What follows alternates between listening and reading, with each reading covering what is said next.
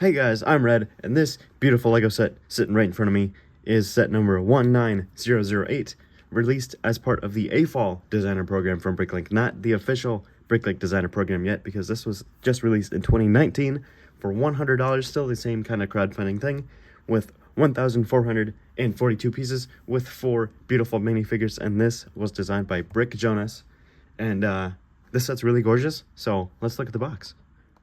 Starting off with the front of the box here, you can kind of see they kept the exact same design as the actual Bricklink designer program. So we have the Bricklink logo up on the left. You can see this was actually celebrating 60 years of the LEGO group. We have a beautiful picture of the set down in the middle there. And we have the sticker that says exclusive LEGO element included, which we will look at in a little bit. And I did get number 507, which was personal Sharpied, so I think that's pretty cool. On the top here, there's nothing special. It just says AFOL Designer Program hosted by Bricklink. On the back is just the same kind of thing, just another picture of the set. And then on the sides, you can just barely see it, but it does say Bricklink in that, I don't know, metallic black color. In the bottom, we do get all of our information. So we have our set number. It says the LEGO story, and this, of course, designed by BrickJonas from Serbia. And then we also get our little different information. It says 207 unique LEGO parts and 1,442 pieces, which is pretty cool that they put both of those on there. And this is actually really cool that they did this. You can actually lift the box up and open it from the bottom like that. And I feel like I put this back in upside down, but you can see here it says AFOL Designer Program, and then it just talks about the LEGO brick itself. And then there is also this beautiful like inner box here, which is actually this kind of brick design, which looks pretty cool. Or if we open it all the way up, it actually looks like somebody's studio with their camera down there. And then the inside like shipping box is also gorgeous. I really like this Bricklink logo here. You can just barely see it. It has a little different bricks around the edges here, which look really, really nice. I love that. And of course, you can actually see before you rip it open, this sticker, it says the LEGO story on it. And it's just a really nice like metallic gold. Looks pretty cool. And of course, lifting it up like the classic LEGO Ideas boxes, it does reveal our set and our instructions. Of course, also inside the box there was a thank you note. And I'm not going to read all this, so you can pause and read now if you like. It does say Bricklink and LEGO at the bottom. And on the other side, this is actually really cool. I wish I did this more. It says AFOL Designer Program finalists. So we go through all of them, like the Legendary Castle, the 8 Stars Cabin, the Science Tower, and just all these different other ones. And these are all now very expensive and very collectible sets. So the one in the middle there is probably realistically the only one I'm ever going to have. And I do want to show off the instructions real quick. It does kind of have the same front as the box, but if we open it up, you can actually see like a description of the set. It says the LEGO story, and then it takes us through the story of LEGO and the set itself, which is pretty cool. And this is really interesting how they split up the bags. You can see they did 1A, 1B, and etc. So I think that's pretty cool on how they design the instructions. Also included in the instructions is a message from the designer, so you can pause and read that now if you like. And of course, this is from BrickJonas, so you can go follow him on any of these platforms if you'd like to. And of course, here is our exclusive LEGO element. It is the Technic 2x4 brick, and it is printed. It says 60 years on it, and it is still in this kind of package here, which is really nice. So I think I'm going to keep it in the package, but I don't know how I'm going to display it. Finally, getting into our minifigures is minifigure number 1. I'm going to say he's like our wooden toy maker, and you can see he's really been put to work with all the different paint detailing on his torso and on his jeans there. I like all the different little spots of paint. That's pretty cool. All of these parts have been reused, but this combination of parts is exclusive to the set. So he does kind of have a basic expression and that kind of dark red male hat, I guess I'm going to call that, because that's what they use it for. He has plain white arms and the same kind of paint spotting on his back there. So nothing too special, but pretty cool. Up next is this guy from 1946, and I think he's pretty cool because his torso there, he's all dressed up and looking nice, looking ready to, you know, sell some plastic bricks. And he does have a watch in his pocket there, which is pretty cool. It's connected to his shirt, so that's pretty nice. He does have a little beard and a comb over hairpiece, which again, basic, we've seen before. Plain white arms and the dark brown legs. But then he also has the same kind of back printing, which, you know, I'll never complain about because he looks super fancy.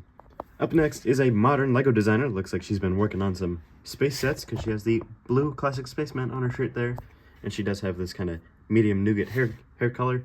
And she also has pretty cool glasses on her face. I like that face print. I don't think I have that, so that's pretty cool. She has some red arms and some basic dark blue legs.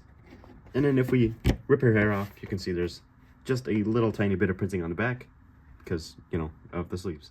Moving on to today, where we have a LEGO factory worker, and you can see she's all dressed up in those blue overalls, which is pretty classic. It takes me all the way back to my childhood, 15 years ago. But she does have this pretty cool like hair hat combo. You can see she uses the red hard hat, but then she has a ponytail sticking out the back. That's pretty cool. She does have the basic light blue arms. You can see she does have a few tools and a pencil in her little front pocket there.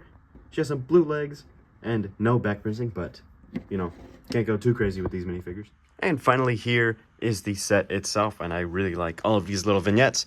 But why don't we start with the first one, where they made the wooden toys. In this little vignette here, it's supposed to take place in 1937, where old Kurt Christensen used to make all of the wooden toys, including the legendary wooden duck there, which is pretty cool. I really like this diorama. They use a lot of these tan bricks for the walls, and some like brown rail pieces for the little detailing in there.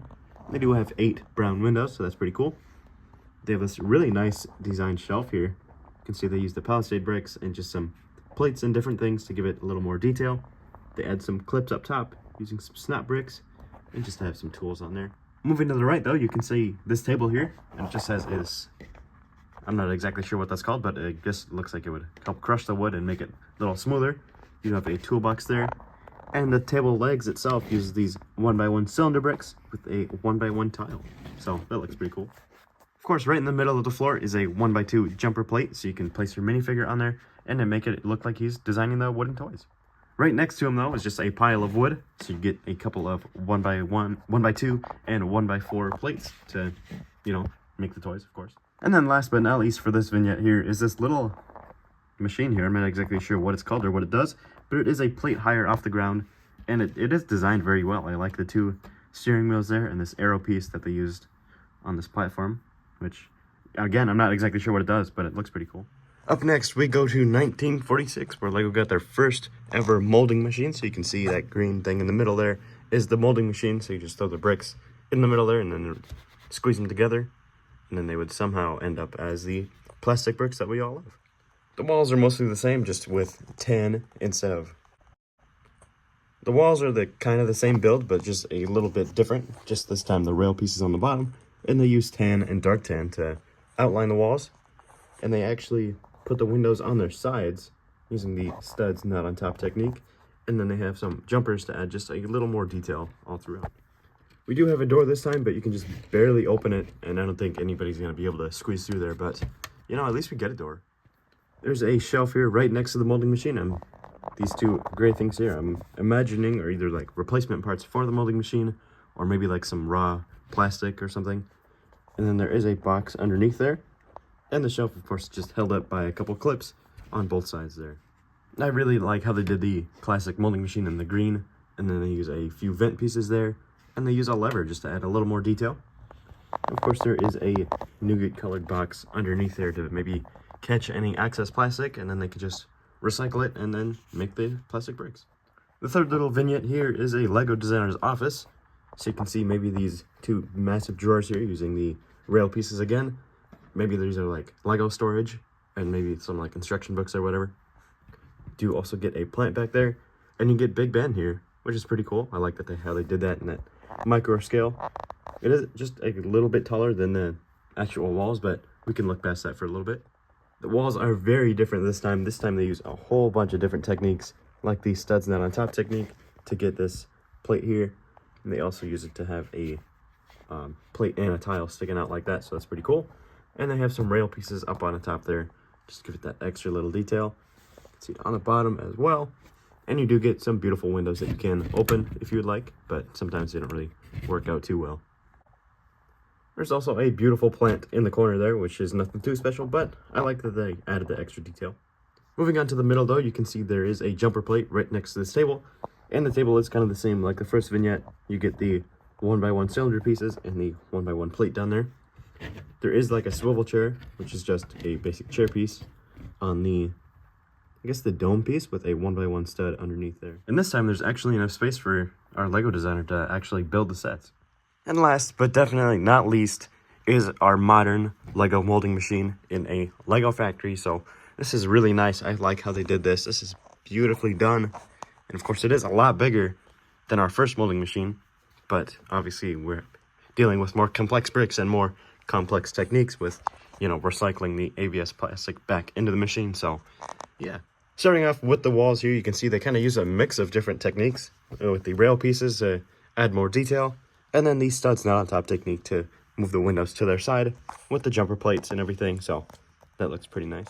You can see they also use these kind of modified 1x2 bricks there at the bottom. Not exactly sure what they're called, but I mean, they work pretty well. Moving more towards the entrance though, you do get this massive door here with a few 1x1 bricks there and a 1x6 plate to outline the door.